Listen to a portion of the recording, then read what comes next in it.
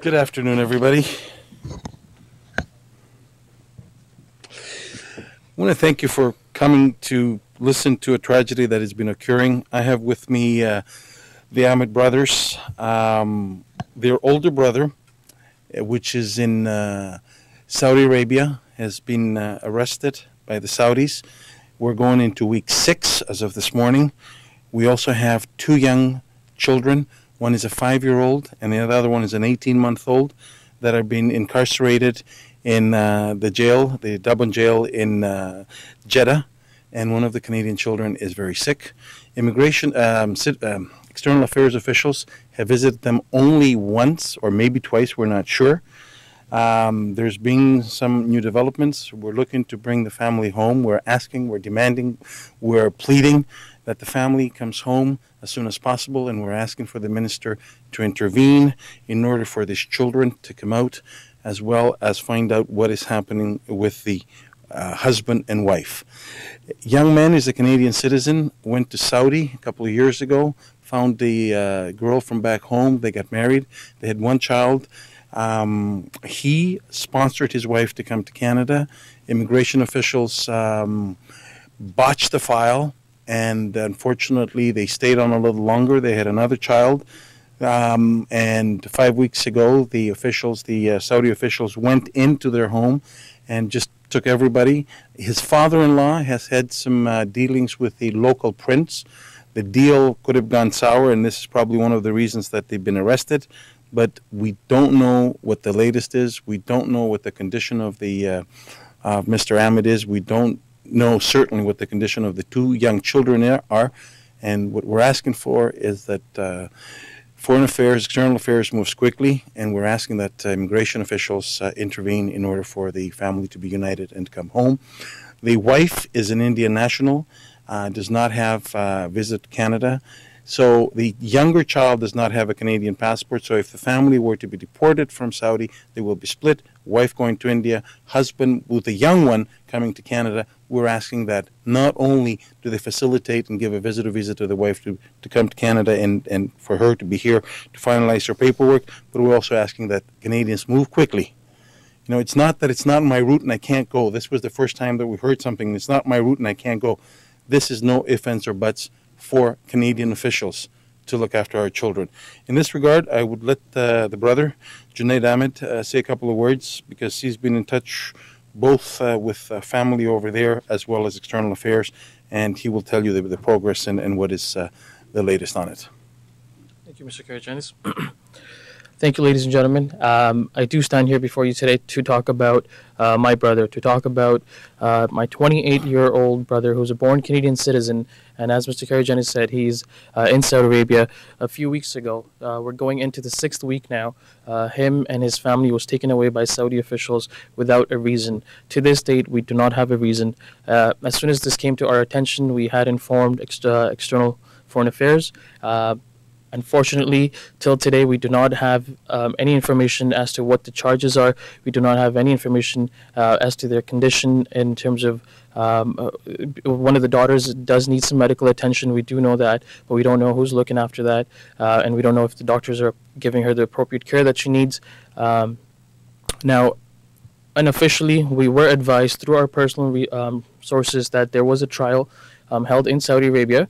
And the outcome was that the judge said they were taken by mistake and an apology was granted. But this is unofficial, and we've been trying to get some confirmation of that. When we called the external affairs, the gentleman who was handling the case in Ottawa was even unaware of this. And in fact, he had said that just the same day a counselor had visited my brother, but he had no information as to this court hearing. So I even doubt that if there was a visit, well, if there was, why was the information not being passed on?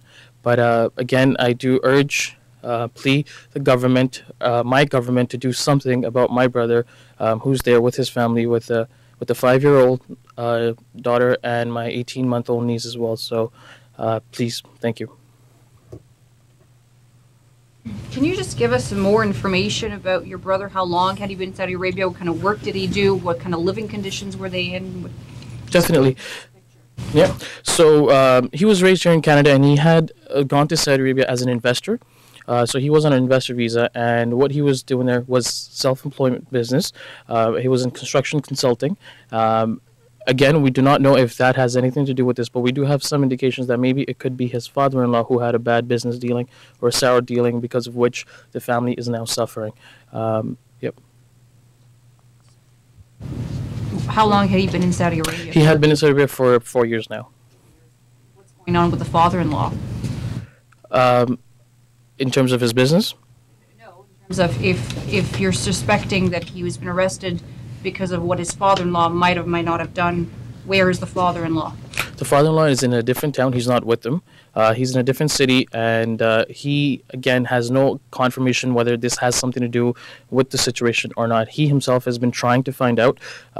From my communication with him, he arranged for a lawyer to be sent to the premises where they are, and the lawyers would... He's not been taken into custody or anything. He's a free man in Saudi Arabia? No, he is, but it's a different facility. Sorry, is he in custody? He is in custody, yes. In a different... Yes, he is. And what are the charges? I don't have that information as to what the charges are on the father-in-law as well, but I think it is related to his business now, which is a separate business than my brother. It's all very confusing, to be honest with you. If you can just give us more details. So the father-in-law had a business. My brother also had a business, but they were two separate businesses. So my brother had a construction consulting business, whereas the father-in-law, from what I understand, had an educational training institution. And it seems as if that the business dealing that the father-in-law had, something didn't go right, for which he was taken into custody. Soon after that, my brother and his family was also taken into custody, but we still don't know whether it is related to that or not. But we have all the reasons to believe that's the reason. You said before that you seem to believe that Canadian officials have visited perhaps once, maybe twice. So once they said it took them... What did they... Once confirmed, and when we were pushing for them to visit, what we got back from the officials was that it's not on our route, and we will go to it within, the first visit happened within 2 weeks. It's not on our route, and we'll go next week. I tried to ask for information as to what was happening. They said consult the family, although I had an authorization from the family to get information. The minister and I were going back and forth. Matter of fact, even the minister came one day and he says to me, "What information do you have?" And I looked at her and I said, "If I had information, I'd be the minister." And it's been 5 weeks, and we don't know if there was a second visit done, and we don't know what information is on there. Absolutely, 5 weeks have passed, and there is radio silence on the other side. And what we want to know is what is happening, if these people are being charged, what is done to get them out if there's no charges, and what is happening with the two young children, a 5-year-old and an 18-month-old, that are in jail. I mean, there's no way, absolutely nowhere on earth, that we should allow young Canadians to be incarcerated. And if this government is not going to do anything to get these children out, then this minister does not deserve to be there. Does your brother have a criminal background? No, he does not. He doesn't have any criminal background. And before moving to Saudi Arabia, what was he doing here? Where was he working? What city did he live in? He lived in Toronto. We all lived together. It's a large family. He studied at Seneca College, civil engineering. How many children in the family? Altogether, there's 7 of us siblings in our family, and he's my older brother, so he's the third one. Kept together in the jail? From what we were advised, the mother and the children were in a separate cell, and my brother was kept in a separate single cell.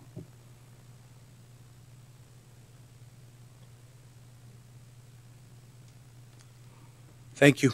Thank you very much. Thank you.